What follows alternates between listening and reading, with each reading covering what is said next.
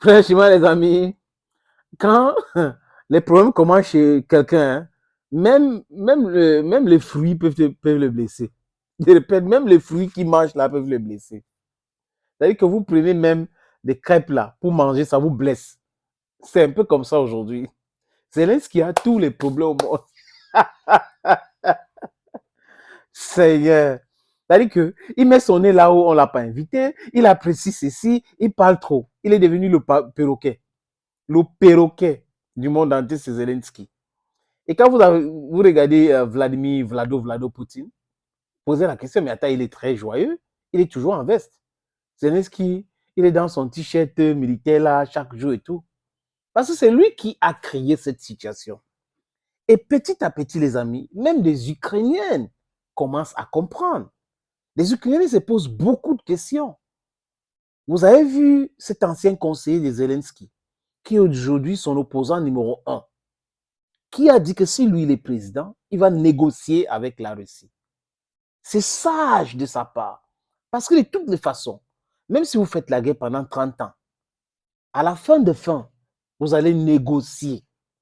Donc, à quoi bon de laisser le temps passer? Les gens meurent, les vies sont détruites pour après négocier.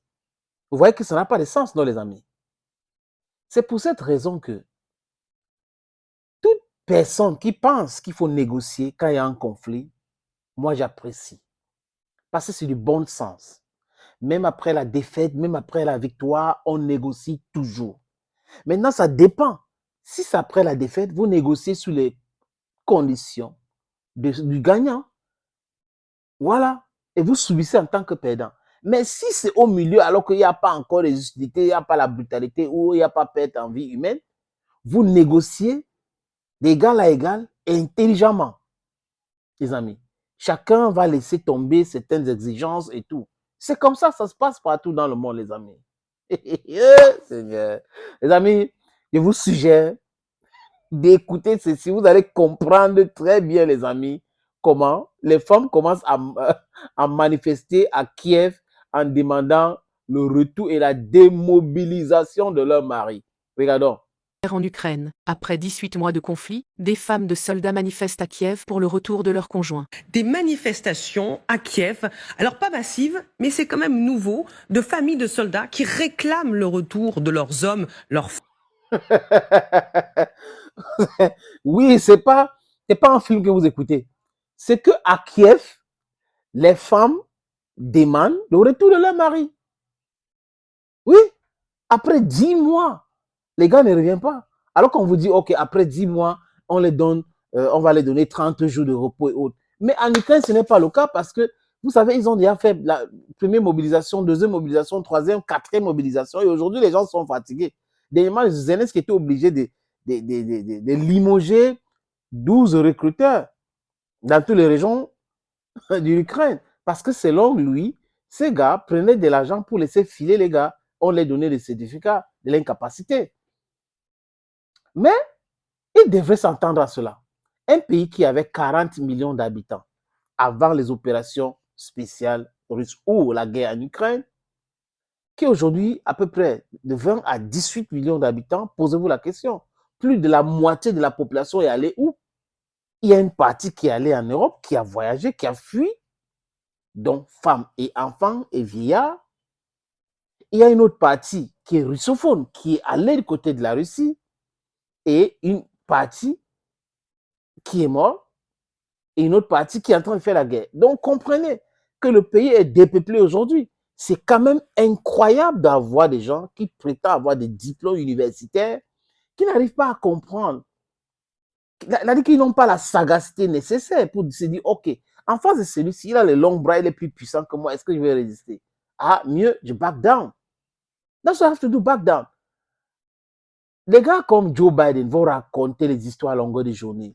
On va faire ceci, oh my God, oh Ukraine, on va continuer à vous aider. Ah, non, non. Et en plus, dans leur communication, ils mentent. Parce que quand Joe Biden dit que les États-Unis vont continuer à aider l'Ukraine, C'est du mensonge. Les États-Unis vendent les armes en Ukraine. Même si l'Ukraine ne paye pas aujourd'hui, l'Ukraine va toujours payer ces armes-là. Ce n'est pas du bénévolat. Tout ce que les Européens sont en train de faire là, ce n'est pas du bénévolat. Donc, les gars ont vidé les anciens stocks d'armement en Ukraine. Et les Ukrainiens vont devoir payer cela. Même si ça dure, ils vont payer cela par l'agriculture. D'ailleurs, ils vont payer de toutes les façons, ils vont payer cela, les amis. Voilà comment quelqu'un vend son pays. Il faut être vraiment stupide pour faire ça. Et ces femmes qui manifestent aujourd'hui ont le droit. Il y a même des jeunes Ukrainiennes aujourd'hui qui sont en train de dire que ce n'est pas possible d'imposer la guerre à tout le monde. Tout le monde n'est pas fait pour être militaire. Et tout le monde ne peut pas faire la guerre. Ils commencent à réfléchir comme ça. Donc, où est donc cette cohésion, cet amour, cette haine pour en découdre avec la Russie, pour continuer le combat? C'est où, les amis? Ça s'effrite le jour au jour. Les Européens se divisent. C'est pas fini. Les Américaines commencent à penser que il est temps de laisser cette histoire parce qu'il y a l'Israël, on est en train de chercher l'argent pour aider l'Israël. In the eventuality where there is a trouble in the Middle East, where in Lebanon there's another front that's open there. Donc, ils sont en train de réfléchir dans ce sens. Et notre ami Zelensky est isolé. Il est vraiment isolé. Hein. L'autre jour, c'était des tweets et petites vidéos quand Joe Biden rencontrait le président Xi Jinping, le président chinois. Oh, c'est une bonne nouvelle pour l'Ukraine, cette rencontre entre Joe Biden et Xi Jinping. Peut-être quelque part, il est en train de penser que Joe Biden va demander à Xi Jinping de parler avec Vladimir Poutine pour lui demander de se retirer en Ukraine. Au pato, pato, au pato, pato. Voilà, c'est comme ça qu'on dit chez moi au quartier. Au pato, pato, c'est une façon de se moquer. La Chine a quel pouvoir pour demander à la Russie de quitter l'Ukraine? La Chine ne peut pas faire ça. On parle quand même de la Russie ici. On parle de la Russie. Donc aujourd'hui, si ce n'est pas son ancien conseiller, c'est son chef d'état-major, Valéry Zalochny. Et aujourd'hui, ce sont des femmes qui manifestent pour dire que faites rentrer nos maris. Nous ne voulons plus que cette guerre continue. Voilà. Il se sent de plus en plus isolé aux yeux du monde aujourd'hui, Volodymyr Zelensky. Et c'est lui qui aurait cherché. C'est lui qui aura cherché, les amis, je voulais dire ça comme ça. C'est lui qui aura cherché. Parce que s'il avait discuté, comme il voulait discuter dès les premiers jours, les histoires de Boris Johnson ne devaient pas prospérer. Mais au fond de lui, comme il est méchant au fond de lui, il a voulu faire les bras de fer avec la Russie en pensant qu'il devait gagner contre la Russie parce qu'il y avait les Américains, ils ont un plus gros budget militaire, ils ont des armes, ils ont ceci, en oubliant que la Russie, c'est le premier exportateur d'armes dans le monde. Et qu'à la tête de la Russie, on a quelqu'un qu'on appelle Vlado. Oui, je ne sais pas comment il va régler cette histoire, Volodymyr Zelensky, mais c'est gâté. Malheureusement pour lui, c'est vraiment gâté et de chez gâté. Thank you, friends. Bye-bye.